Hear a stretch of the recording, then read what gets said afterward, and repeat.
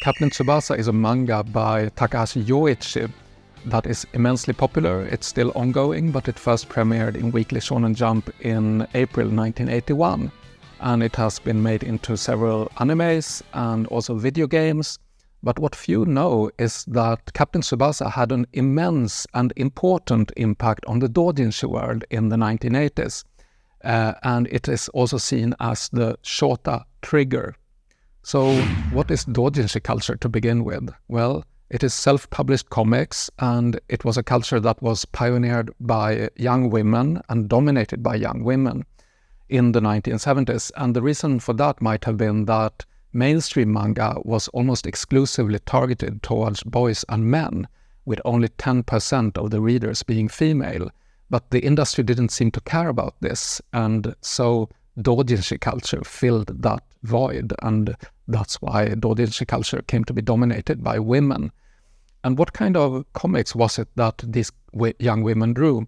Well, inspired by the shonenai expressions, that is the male homoerotic expressions in shoujo manga, in girls manga of the early 1970s, these women started also to draw male homoerotic expressions. And they started to call it yaoi, short for yamanashi, ochinashi, iminashi. So approximately no tops, no valleys, and no meaning. What they meant by that was that they didn't care about the story, that they cut right to the chase. And according to the authors of this newly published talk between two BL experts, Bierujuku, yaoi was used in a very self-deprecating way in the beginning. It was just a way to say that I draw whatever I want to draw. I don't care about how a story should be and so on. But now it has come to designate a whole genre. So yaoi became the mainstream of dōjinshi, and even today dōjinshi is dominated by adult expressions. I actually asked the CEO of Alice Books, a dōjinshi retailer, how many percentage of their dōjinshi that are adult, and he said that 全体的な冊数ではなく、その比率としての種類として比率は、多分アダルトは、そうですね。5、6、7、8% ぐらい。So dōjinshi culture was flourishing in the 1970s, and in 1975, Comic Market was founded. That is a place where people could buy and sell dōjinshi. Other events followed, and nowadays, of course, Comic Market, Komichiya, Comic City, and other events abound in Japan, and many of them are held in Tokyo Big Sight, the country's biggest conference venue, where they fill up all halls. So it's a huge culture now. But it wasn't always like that, and in fact, in the middle of the 1980s, the dōjinshi scene was struggling. And one reason for that was that Japan had entered its bubble economy by the mid-1980s. And that meant that rents for exhibition spaces were skyrocketing. And this killed off every single major dōjinshi event except for Comic Market that managed to survive, barely. But it was a hard time for the dōjinshi world in the mid-1980s. And another reason for that was that it had already existed for 10 years, meaning the pioneers had started to settle down and leave the scene because they were raising children or they were busy with employment and so on. So that's when Captain Tsubasa came and saved the dōjinshi world from near extinction, as Lam puts it. Captain Tsubasa actually caused the biggest boom in dōjinshi publishing to that date. So the series premiered in April 1981. Actually, this issue of Fan Road from May 1981, which I have made a separate video about, is the first time that the word shotacon appears. So Captain Tsubasa and shotacon emerged at the same time. And then by the mid-1980s, the Captain Tsubasa craze was on its top, with attendance at Comic Market doubling from 1986 to 1987 to 60,000 attendees in 1987.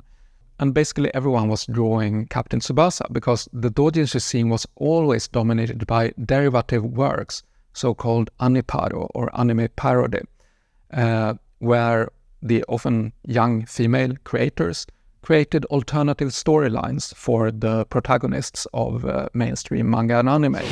So why Captain Tsubasa? I mean, previously, yaoi dōjinshi had included derivative works of Yamato, Godmaso, Gundam, but Captain Tsubasa differed from these other series in that the characters are so young. In fact, they are in elementary school, grade 4 to 6 approximately.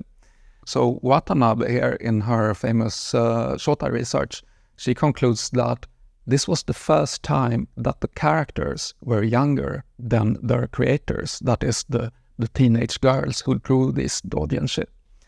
And that's really interesting. So Watanabe describes Captain Tsubasa as not only the break for yaoi, but also as the shota trigger, because from then on, shota would emerge more and more as a separate genre. It wouldn't be until the 1990s until there would be commercial shota magazines, which we will talk about later. But somehow, throughout the 1980s, shota as a genre and as an expression grew and became more and more popular. And we can consider 3 reasons to why that happened. The first reason is that there was a whole football team of boys to couple with each other. They had various ages, physiques, and personalities, and coupling is a key to understand how women read dōjinshi, according to several ethnographic studies. I will make a separate video about that. But the second reason is that in yaoi, the seme and uke roles, the top and bottom roles of the characters, is quite determined and quite strict, whereas in shota, and in this case in Captain Tsubasa, the characters are so young, so the roles are still undetermined. And this offers, in Watanabe's words, a whole different playground of possibilities. So that makes also the reader more unrestricted in her reading of these dōjinshi. And the third reason is that by the mid-1980s, yaoi had become so mainstream that it was not so exciting anymore. And there shota comes, or Captain Tsubasa with shota expressions in dōjinshi, comes in, and younger characters who do things with each other, well, that's still a little bit taboo, and taboos are exciting. So that might also explain why incest is quite a frequent theme in shota, Watanabe writes, with 2 brothers doing it together, for example. Well, that is a little bit taboo, and therefore it can be exciting. Okay, so Captain Tsubasa caused a boom in dōjinshi. It paved the way for shota as a genre. But what also happened was that when all these young women picked up on the attraction of boys in this mainstream manga and enhanced it in their dōjinshi, that was again picked up by the industry that realized that, oh wow, so we can actually make our characters more sexy. And that is what I call the shotification of the whole manga and anime industry in Japan. And I will make a separate video about that. Yeah, but that's it for now. So Captain Tsubasa, of immense importance for the dōjinshi world and also for shota as a genre. That's it for now. See you later.